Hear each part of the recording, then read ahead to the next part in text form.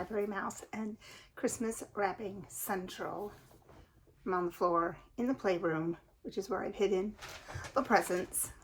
And of course, we have our usual gang impeding me from doing what I need to do. They're all in here. I don't know if you can see Henry, and there's Ishmael and Hattie and Huckster. Yeah, I might just throw the ball out after a minute, but right now we are going to do the, let me get the official name, the Christmas Joy Booktube Tag. Now, this was created by Sandy, and I was tagged by Sandy over at Sandy Says Read, and I was also tagged by Reney at Beyond Books. I don't think this will work out. Anyway, the rules. Oh, I didn't write down the rules. Well, I do know in the rules that you're supposed to make something to drink.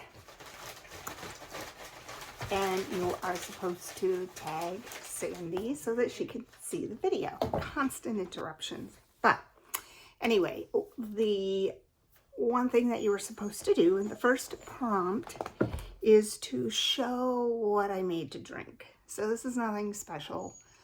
It is in my cute Carolina Beach mug that my daughter got me. I love this mug because it has the indentations for your fingers. It's just really nice and warm and cozy to hold. It's blueberry pie coffee. I love flavored coffee, like specialty coffee. And we have a coffee grinder, but this I bought ground from Marshall's. It's a Sweetie Pie brand, and it's called Blueberry Pie, and it's actually really good. And I always put sugar-free French vanilla creamer. No significance, it's just what I like to drink. However, on Christmas, I usually make a special punch that the grandkids ask for every year, and it is sparkling grape or apple juice,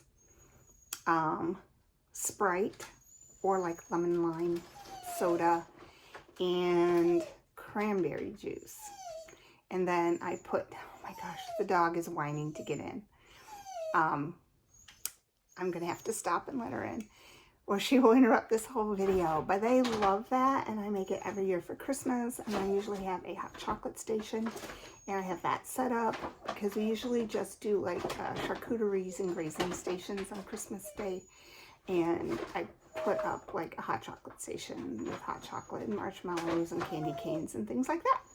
So that is what I am drinking. I had to let the dog in. The first prompt is a Christmas story or book you remember a teacher or parent reading. And I'm so excited I found this. I forgot. I have a bookcase over here with some books at the bottom for the grandkids. They usually don't read when they come over, but this book was mine when I was a little girl, and it is The Night Before Christmas by Clement Seymour. Most of the people that I have watched do this tag also read The Night Before Christmas. This obviously is not the fancy version. I at one point put masking tape to hold it together. You can see the back, but I love this book as a child. I love the illustrations. You can see I printed my name.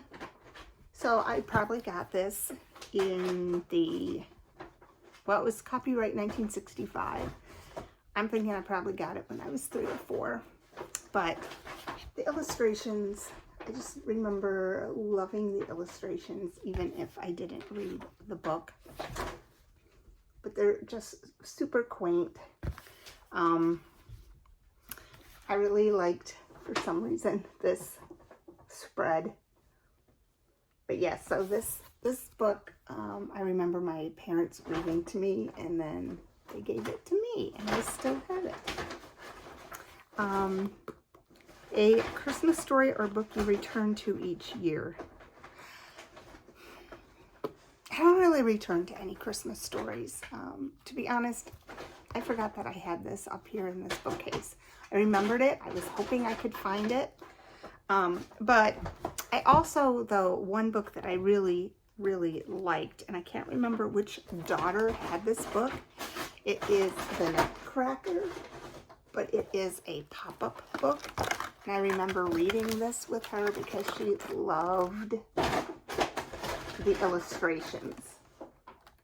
And so did I. I love pop-up books. So this is the pop-up version of the Nutcracker. They're super, just super cool. And the granddaughters like this when they come over at Christmas. Ooh, this one. Oh, let's open it. That goes open too. But it's so cute. But yeah, so this is a book that is brought out, not particularly for me, but for the girls. Has my favorite author ever written a Christmas story? Yes, she has. My favorite author is Elizabeth Berg, and her Christmas story I have not read.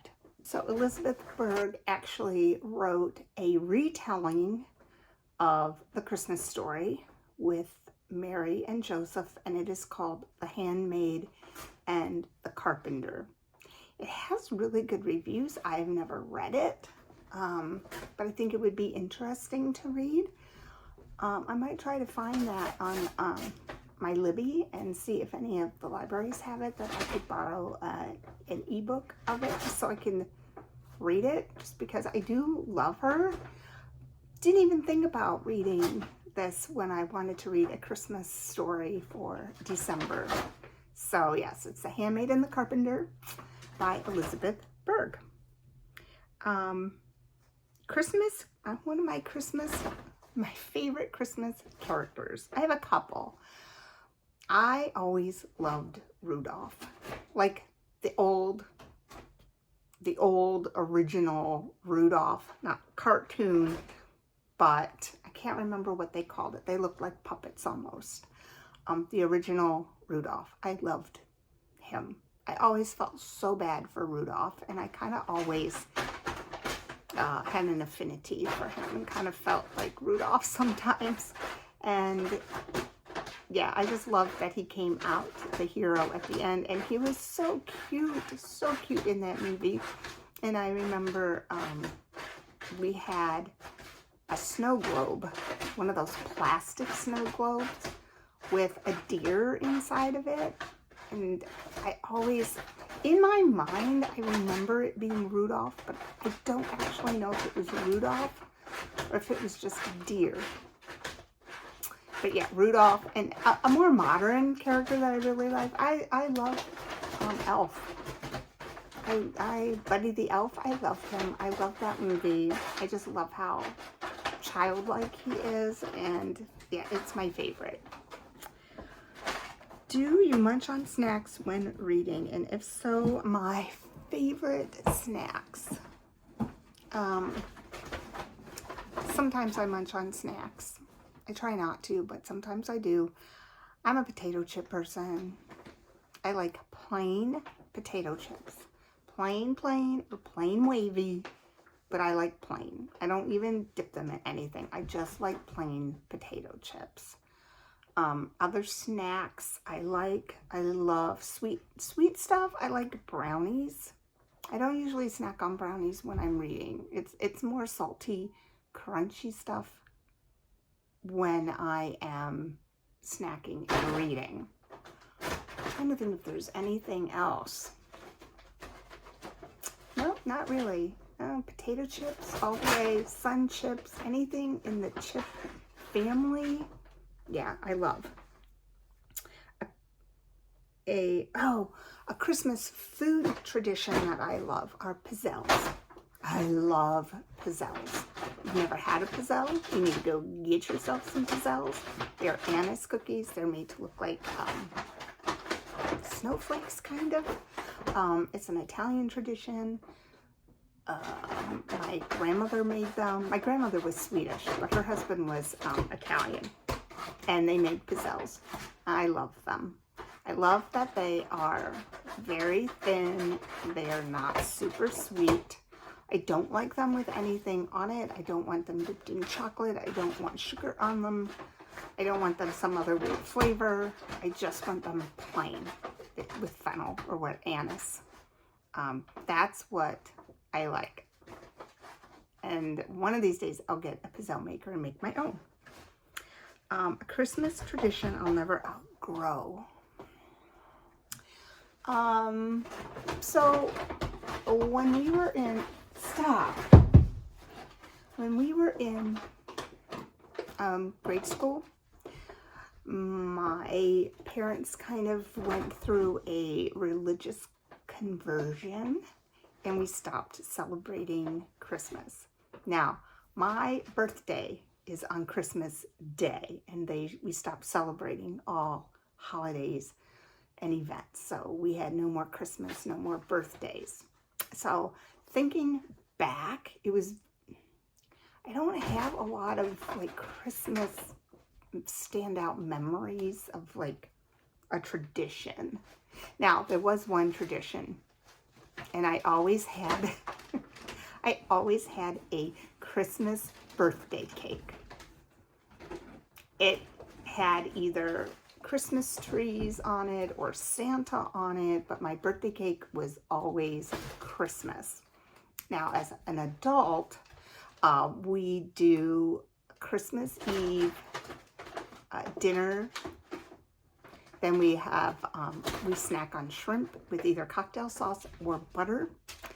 And unless someone doesn't like it, and then they get to pick a snack, who's ever staying at our house. And then we always play a Christmas game. So we spend Christmas Eve doing that. And then after everyone goes to bed, I only put a few presents out, and then once everyone is bed, I always sneak down and do more. And that has occurred until now. This year it will be a little different given the circumstances, but that's okay. We'll make new traditions. Christmas titles I recommend. I have no Christmas titles that I recommend because I rarely read Christmas books. The Christmas Joy Ride that I'm reading right now is cute. I could see it being made into like a Hallmark movie though. I did say it was not a Hallmark kind of movie, but I could definitely see it being made into a Hallmark movie. It is about an older elderly lady in her 80s named Joy. She has a Christmas blog, and she had a contest, and she was going to provide Christmas joy to the 6 winners. But in order to do that, she needs to go cross country on Route 66. She's taken her big old RV. She invites her young neighbor to go with her. Young neighbor is losing her house to foreclosure. She is coming out of a divorce, and she's like, sure, why not? So they drive cross country, and they stop at 6 specific places for the contest winners, and they do things that would bring them joy. It's really cute so far, and I'm enjoying it. It is definitely, it's light reading, but it's good. And so I guess that's it. I'm sorry that you've had to hear Huck digging in, Huckster, digging in the paper that all be torn to shreds. But of course, this is like, a big giant playground for them. Yes, I do have creepy dolls over there. They're like my daughter's old dolls and dolls I found at a thrift store given to me, and one of my granddaughters loves them. Nobody else does. But she's like, I don't think they're creepy. So here's one. You want to see a creepy one? She loves this doll. It was, someone gave it to my mother. My mother gave it to me, and I was like, oh, thanks. To be honest, I like dolls. I don't think any dolls are really creepy, but my grandsons always think she's creepy. But the girls, one of them, Scarlett, loves to play with her. So I keep them out. And they play with my creepy dolls. So anyway, that is the Christmas Joy Booktube Tag. Thank you for tagging me. I'll try to find some people that haven't been tagged yet. And I will see you on my next video. Happy reading.